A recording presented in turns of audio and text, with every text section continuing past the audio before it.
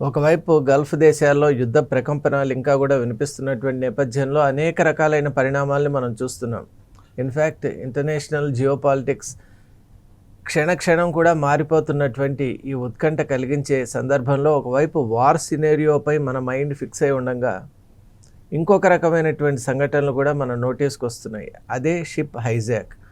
మరి shipping hijack అనేటువంటి incidents ఈ మధ్యకాలంలో మనం చాలా తక్కువగా చూస్తున్నాం. దానికి కారణాలు ఏంటంటే ఇంటర్నేషనల్ నేవల్ ప్యాట్రోల్, అలాగే అనేక రకాలైనటువంటి రక్షణ చర్యలు తీసుకోవడం, శాటిలైట్ ఇమేజింగ్, ఇలాంటి టెక్నాలజీస్తో మనం ఇటువంటి డిజాస్టర్స్ని మనం ప్రివెంట్ చేసేటువంటి ఒక పద్ధతిలో ఉన్న నేపథ్యంలో మరి ఇప్పుడు 2 షిప్స్ ఆగస్టు 17th ఒకటి, ఆగస్టు 20th ఒకటి, 2 అంటే ఒకటి సొమాలియాలో, అలాగే రెండవది యెమెన్లో హైజాక్ కావడం వెనుక ఉన్నటువంటి నేపథ్యం ఏంటి, అలాగే అసలు ఈ ఏరియాలో ఈ పైరేట్స్ అని, సీ పైరేట్స్ అని వాళ్ళని అంటారు, ఆ సీ పైరేట్స్ యొక్క మళ్ళీ వాళ్ళు పుంజుకోవటానికి గల కారణాలు ఏంటి, అలాగే భారతదేశానికి సంబంధించినటువంటి దాదాపు 20 మంది ఈ యొక్క షిప్ హైజాక్ ఇన్సిడెంట్లో చిక్కుకొని పోయి ఉండటం వల్ల we are really expressing deepest concern for them and for their families. మరి నేపథ్యంలో చర్చలు కూడా జరుగుతున్నాయి, అలాగే ఎఫర్ట్స్ కూడా చేస్తున్నారు. ఆ హైజాకర్స్ యొక్క చెర నుండి ఈ యొక్క షిప్పుల్ని సేఫ్గా వాళ్ళ నుంచి మళ్ళీ తప్పించి తీసుకొని రావటం, అలాగే ఆ షిప్లో ఉన్నటువంటి ఆ స్టాఫ్ను కూడా ప్రాణాలతో మళ్ళీ మనం తీసుకొని రాగలగటం కూడా ఒక పెద్ద దుస్సాహసమైనా కూడా దానికి ఇంటర్నేషనల్ కమ్యూనిటీ కూడా చాలా ప్రయత్నాలు చేస్తున్నటువంటి నేపథ్యంలో ఈ ఇన్సిడెంట్ను కేవలం ఒక షిప్పింగ్ హైజాక్ మాత్రమే కాకుండా దీని వెనుక ఉన్నటువంటి కంప్లీట్ పిక్చర్ని ఒకసారి మనం చూసే ప్రయత్నం చేద్దాం. మన పిక్చర్స్లో మనం చూస్తున్నట్టు the ships were hijacked at Somalia and Yemen. ఒక్కసారి మనం కనుక జియోగ్రఫీ కనుక చూసినట్టయితే కొన్ని ఇంట్రెస్టింగ్ ఫ్యాక్ట్స్ మనకు అక్కడే చాలా క్లియర్గా అర్థమవుతాయి. మనకు మామూలుగా భారతదేశం నుంచి అందుబాటులో ఉన్న దేశం ఒమన్కు పక్కనే ఉన్నటువంటి కంట్రీ యెమెన్, అలాగే ఇది మిడిల్ ఈస్ట్ అవుతే ఆఫ్రికన్ కాంటినెంట్కు ఒమన్కు మధ్య అంటే సొమాలియా అలాగే యెమెన్ దేశాల మధ్య జస్ట్ ఉన్నటువంటి ఆ వాటర్ బాడీని ఒక్కసారి మనం చూస్తే they are only separated by water body, they are very close to each other. 2 continents, different culture, civilization, అలాగే మెంటల్ మేకప్ ఉంది. కానీ కొన్ని రిలీజియస్ ఐడెంటిటీస్ విషయంలో కొంత కామన్ ప్లూరలిజమ్స్ మనం చూస్తూ ఉంటాం. కానీ వైవిధ్యభరితంగా ఉన్నటువంటి ఈ 2 ప్రాంతాలను విడదీసేటువంటిది ఆ రెడ్ సీ కానివ్వండి, అలాగే it is called the add-on అని అంటాం, గల్ఫ్ ఆఫ్ యాడన్ అంటాం. ఆ గల్ఫ్ ఆఫ్ యాడన్ గురించి ఒక్కసారి మనం చూస్తే ఆ 2 దేశాలకు ఉన్నటువంటి సన్నిహితమైనటువంటి ఆ జియోగ్రఫికల్ ఫీచర్స్ని ఒక్కసారి మనం గమనించవచ్చు. ప్రస్తుతం యెమెన్ దేశంలో చాలా అరాచకం నడుస్తోంది. ఎలా అంటే యెమెన్ ప్రభుత్వానికి అలాగే ఇరాన్ అసిస్టెడ్ యాక్సిస్ పవర్స్ ఏదైతే ఉన్నాయో ఆ హౌతీస్ అనేటువంటి వాళ్ళు అక్కడ చాలా డామినెంట్గా ఉండటం. ఆ హౌతీస్ ఏం చేస్తున్నారంటే ఈ యెమెన్ గవర్నమెంట్కు వ్యతిరేకంగా అక్కడ పోరాటం చేస్తున్నారు. ఈ మధ్యకాలంలోనే మనం చూసాం యెమెన్లో ఉన్నటువంటి ఇంటర్నేషనల్ ఎయిర్పోర్ట్ను కూడా వాళ్ళు క్యాప్చర్ చేయటం, అలాగే దాంట్లో చాలా పోర్షన్ కూడా వాళ్ళు డెస్ట్రాయ్ చేయటం కూడా మనం చూసాం. ఇలా ఒక ఇంటర్నల్ కాన్ఫ్లిక్ట్ అనేటువంటిది అక్కడ ఉంది. మనకు ఇరాన్ యొక్క యాక్సిస్ పవర్స్ గురించి మన అందరికీ తెలుసు, HHH అని మనం అంటాం. హమాస్ ఇన్ పాలస్తీన్, అలాగే హౌతీస్ హియర్ ఇన్ యెమెన్, అలాగే హెజ్బుల్లాస్ ఇన్ లెబనాన్. మరి ఈ యాక్సిస్ పవర్స్ యొక్క ఒక నెట్వర్క్ ఏదైతే ఉందో ఆ కామన్ నెట్వర్క్ అక్కడ యెమెన్ ప్రభుత్వాన్ని కూడా చాలా తీవ్రమైన ఇబ్బంది గురి చేస్తుంది. అలాగే మనం ఇంకొక ఇన్సిడెంట్, ఒక కోల్డ్ వార్ కూడా మనం చూసాం. That was between Saudi Arabia and Yemen. Saudi Arabia ఎప్పుడు కూడా మిలిటరీ సపోర్ట్ ఇస్తోంది యెమెన్ గవర్నమెంట్. మరి నేపథ్యంలో ఇక్కడ ఉన్నటువంటి హౌతీస్ కూడా రియాద్పై దాడి చేయటం, అలాగే అక్కడ ఉన్నటువంటి చాలా కొన్ని పవిత్ర స్థానాలపై కూడా వాళ్ళు దాడి చేయటం, ఆయిల్ రిఫైనరీస్పై కూడా గురిపెట్టడం, even the world's largest refinery Aramco కూడా అందులో కొంత భాగం డిస్ట్రాయ్ కావటం మనం చూసాం. మరి నేపథ్యంలో అసలు ఈ హైజాక్ అనేటువంటిది ఎందుకు జరుగుతుందని ఒకసారి మనం చూసినట్టయితే సీ పైరేట్స్ అనేవాళ్ళు మామూలుగా ఆఫ్రికన్ అంటే కేప్ ఆఫ్ గుడ్ హోప్, అలాగే మనం చూసినట్టయితే ఇలా అట్లాంటిక్ అండ్ పసిఫిక్ కోస్ట్ల ఆ భాగంలో చాలా యాక్టివ్గా ఉండేవాళ్ళు.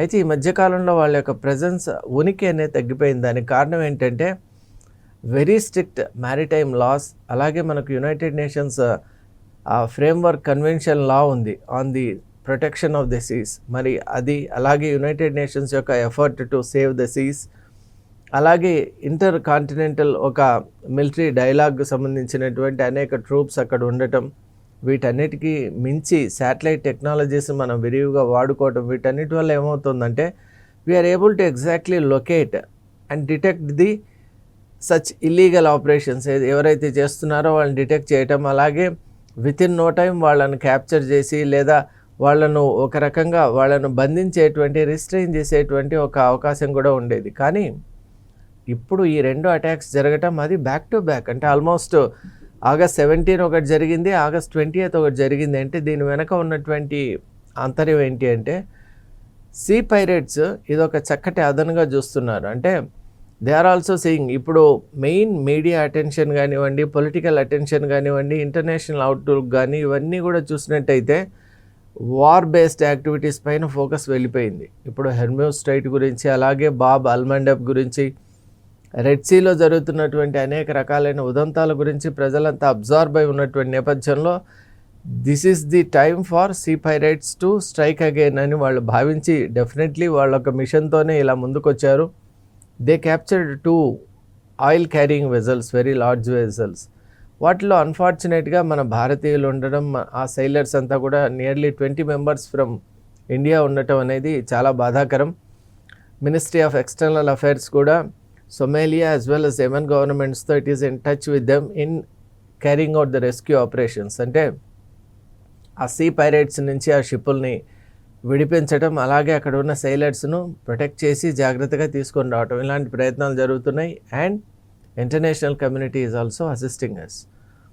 This is on one side and we really hope that the efforts will fructify. అయితే ఇక్కడ మనం ఇంకో రకంగా చూసినట్టయితే సీ పైరేట్స్ అవడానికి కారణం ఏంటంటే ఈ మధ్యకాలంలో మన స్ట్రెచ్డ్ ఫోకస్ ఏదైతే ఉందో అది ఎక్కువగా మనం ఈ డిఫెన్స్ ప్యాక్ట్ ఏదైతే మక్కా డిఫెన్స్ ప్యాక్ట్ ట్రైలేటరల్ ఒక ట్రీటీ చేసుకున్నారు, అంటే అది సౌదీ అరేబియా, పాకిస్తాన్ అండ్ తుర్కీ. మరి దానికి సంబంధించిన అంశాలు, అలాగే తుర్కీ ఇజ్రాయిల్ పైన కూడా కొన్ని అభియోగాలు చేసింది. అలాగే Turkey has given a declaration for the arrest of Netanyahu. మరి ఇలాంటి కొన్ని ఉద్రిక్తతలు ఇలాంటివి చోటు చేసుకున్నటువంటి నేపథ్యంలో, అలాగే వెస్ట్ బ్యాంక్లో మనం చూసాం రిపీటెడ్గా ఇజ్రాయెల్ కూడా మానవ సమూహాలు ఎక్కడున్నాయో, అలాగే రెఫ్యూజీ సెంటర్స్ ఎక్కడున్నాయో, అలాగే రెసిడెన్షియల్ ఏరియాస్ ఎక్కడున్నాయో అక్కడ విల్ఫుల్గా దాడులు చేయటం. And we have seen some quite a big number of casualties. మరి ఇవన్నీ కూడా ఇంటర్నేషనల్ కమ్యూనిటీ గమనిస్తున్నటువంటి నేపథ్యంలో ఫోకస్ అంతా కూడా ఇక్కడ how to apply the international humanitarian law and how to restore international human rights, ఈ 2 అంశాలపైనే ఫోకస్ అంతా ఉన్నటువంటి నేపథ్యంలో ఈవెన్ యునైటెడ్ నేషన్స్ కూడా హెర్మ్యూజ్ స్ట్రైట్ విషయంలో చాలా సీరియస్గా ఉంది. ఎందువల్ల అంటే a large chunk of the transportation, oil transportation అంతా కూడా it has to pass through that choke point. మరి ఇది కాకుంటే బాబ్ అల్మండబ్.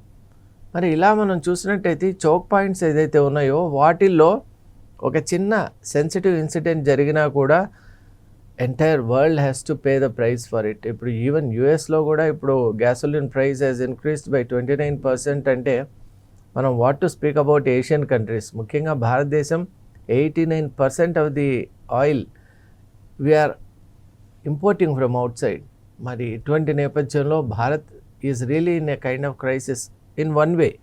అంటే వీ నీడ్ నాట్ ప్యానిక్, కానీ నిజంగా యూత్ కూడా ఇక్కడ అర్థం చేసుకోవాలి దేశంలో జరుగుతున్నటువంటి అనేక సంఘటనలు ఏంటి, ఇంటర్నేషనల్గా ఎలా ఉంది, మనం ఎటువంటి చర్యలు చేపడుతున్నాం. ప్రతి ఒక్కరికి కూడా ఈ అవేర్నెస్ అవసరమే. ఒక సివిలియన్ అన్న తర్వాత కేవలం తన ఇల్లు, తన ఆఫీసు, తన వ్యవహారాలు మాత్రమే కాకుండా he has to కేటర్ some time for the nation. అసలు మన దేశానికి సంబంధించిన ప్రధాన సమస్యలు ఏంటి, వాటికి సంబంధించిన అంశాలు ఏంటి, జరుగుతున్న పరిణామాలు ఏంటి, ఇంటర్నేషనల్గా మనం ఎదుర్కొంటున్న సమస్యలు ఏంటి, వీటి గురించి కనీస అవగాహన అయినా ఉండాలి ప్రాథమికంగా. మరి ఇక్కడ మనం చూసినట్టయితే sea pirates how they could reach up to this 2 shipping vessels, అలాగే ఇంటర్నేషనల్ కన్వెన్షన్స్ ఉండగా వాళ్ళు ఎలా క్యాప్చర్ చేయగలిగారు, ఇవన్నీ కూడా దర్యాప్తు అనేది ఇప్పుడు జరుగుతోంది. ముఖ్యంగా ఇక్కడ మనం ఒక విషయాన్ని గమనించాలి, పొలిటికల్ క్రైసిస్ వల్ల ఏమైందంటే ఇక్కడ ఈ దేశాలు ఒక్కసారి మనం చూసినట్టయితే economic situation of Somali is very very bad. And ఇక్కడ ఒకవైపు ఏమో ఎకనామిక్ డిజాస్టర్ ఉంది, అక్కడ యెమెన్లో కూడా ఎకనామిక్గా they are not well off. ఇంకోటి అక్కడ ఎలా ఉందంటే సాయుధ బలగాల మధ్య ఒక ఫ్రస్ట్రేషన్ ఉంది. అంటే government is in war with Houthis, అంటే వాళ్ళలో ఉన్నటువంటి కొన్ని రెబల్ లీడర్స్తోని యుద్ధాలు జరుగుతున్నాయి. మరి ఇలాంటి నేపథ్యంలో కొంతమందికి అక్కడ ఆశ్రయం అనేది, కొంతమందికి అక్కడ ఎటువంటి ఉపాధి అనేది దొరకకపోవడం వల్ల they are establishing their own networks. ఇప్పుడున్న టెక్నాలజీని దాన్ని వాళ్ళు వాడుకుంటూ ఒక బ్యాండ్స్గా మారిపోయి సీ పైరేట్స్గా వెళ్ళి ఇలాంటి లార్జ్ కంటైనర్స్ ఏదైతే ఉంటాయో వాటిని అటాక్ చేయడం, హైజాక్ చేయడం వల్ల ఏమవుతుందంటే they can demand the monies in ransom, very big amounts they can demand for.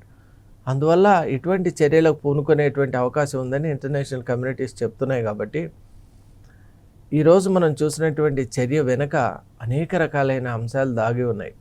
ఈ ప్రాంతాల్లో ఉన్నటువంటి అస్థిరత, అలాగే ఆఫ్రికాలో జనరల్గా పెరిగిపోతున్నటువంటి ఈ తిండి కొరత ఏదైతే ఉందో అది ఫుడ్ క్రైసిస్ చాలా పెద్ద ఒక డైమెన్షన్గా మారిపోతుందండి. అసలు సమస్య ఏంటి అనేది మనం ఒకసారి గుర్తిస్తే ఫుడ్ క్రైసిస్ అనేటువంటిది చాలా ఒక పెద్ద సమస్య ఆఫ్రికాలో. అలాగే మనం చూసాం some parts of the Africa like Congo, Morocco and Uganda I believe Congo and Uganda are under the Ebola virus attack. మనం చూసాం బుగ్యబిండి వైరస్, బీవీడి అని మనం అంటాం కదా, ఆఫ్రికన్ వైరస్, దాని యొక్క దీంట్లో ఉన్నారు. అలా ఆ ప్రాంతం అంతా కూడా అతలాకుతలమై చాలా ఇబ్బందులకు గురవుతున్నటువంటి నేపథ్యంలో ఫ్రస్ట్రేషన్ నుంచి అనేక రకాలైనటువంటి ఆలోచనలు వస్తూ దాంట్లో భాగంగానే ఇప్పుడు ఈ సీ పైరేట్స్ విషయం కూడా మనం చూసాం. ఏది ఏమైనా it needs to be condemn. ఇది నిజంగా మన ఇంటర్నేషనల్ ట్రేడ్ అండ్ కామర్స్కు చాలా పెద్ద విఘాతం. అలాగే ఎవరైతే షిప్పింగ్ ఇండస్ట్రీలో ఉంటారో వాళ్ళ లైఫ్స్ కూడా దే ఆర్ అట్ పెరిల్. కాబట్టి ఖచ్చితంగా efforts must be taken to contain. First ఈ పైరేటింగ్ యాక్టివిటీని కంప్లీట్గా ఆ నెట్వర్క్ను మనం డిఫ్యూజ్ చేయాలి, డిస్ట్రాయ్ చేయాలి, డివాస్టేట్ చేయాలి. అలాగే మరొక మారు ఇటువంటి హైజాక్ ఇన్సిడెంట్ అనేటువంటిది కాకుండా మనం అక్కడ పెట్రోల్ అనేది పెంచాలి. అలాగే ఇప్పుడు జరిగినటువంటి యుద్ధం వల్ల చాలా రకాలైన డిస్టర్బెన్సెస్ వచ్చాయండి. రూట్లు మార్చుకోవటం, ఆల్టర్నేట్ రూట్స్ ఎత్తుక్కోవటం, అలాగే మనం వయబుల్గా ఉన్నటువంటి మార్గాల ద్వారా మనం ప్రయాణం చేసేటువంటి కొన్ని యోచనలు చేయడం, ఇవన్నీ కూడా వాళ్ళకు ఉపయుక్తంగా ఉన్నాయి. అంటే ఇటువంటి యాక్టివిటీస్ చేయటానికి ఒక డిఫైన్డ్ పాత్వేస్లో కాకుండా people are taking into diverse number of వేస్లో వెళ్ళి ఎలాగైనా డెస్టినేషన్ చేరుకోవాలి అని. అలాగే వాట్ దే ఆర్ క్యారీయింగ్ అనేది కూడా ముఖ్యం. ఇక్కడ ఒకటేమో ఆయిల్, రెండు ఆయిల్ అయినా కూడా ఒక దాంట్లో అమ్యునిషన్ కూడా ఉంది అని సమాచారం ఉంది. కాబట్టి maybe there is an attempt to capture that ammunition అని కూడా ఉండొచ్చు. అలా వాళ్ళకి ఎగ్జాక్ట్గా దీంట్లో ఉన్నటువంటి కంటైన్మెంట్ గురించి ఒక ఇంటెలిజెన్స్ ఉంది, అది ఎలా దొరుకుతోంది, అలాగే ఈ నెట్వర్క్స్ వెనుక ఉన్నటువంటి మాస్టర్ మైండ్ ఎవరు, ఇదంతా కూడా గమనించాలి. ముఖ్యంగా సొమాలియా అనే దేశంలో ఆ దేశం ఎలా ఉందంటే ఇఫ్ యూ వన్స్ సీ, అది ఒక రకంగా రెడ్ సీకి, అలాగే it is the gateway to Red Sea as well as Indian Ocean. మరి ఇండియన్ ఓషన్ రీజన్ అంటే ఐఓఆర్ అంటే అది it's a large and expansive area. కాబట్టి ఈ యాక్టివిటీని ఇప్పుడు మనం కనుక కంటైన్ చేయకపోతే రేపు పొద్దున it will become a very big menace for the entire world. అందువల్ల efforts must be taken in unison. World communities ముందుకొచ్చి ఈ యాక్టివిటీని రిస్ట్రైన్ చేయాలి at the earliest. And we pray for the protection, release and comeback of our Indian soldiers. మన భారతదేశానికి సంబంధించినటువంటి sailors ఎవరైతే ఈ ప్రమాదంలో చిక్కుకున్నారో వాళ్ళందరూ కూడా త్వరగా ఆ నిర్బంధం నుండి బయటపడి మళ్ళీ తిరిగి భారత్కి రావాలి అని కోరుకుంటున్నాం. Thank you.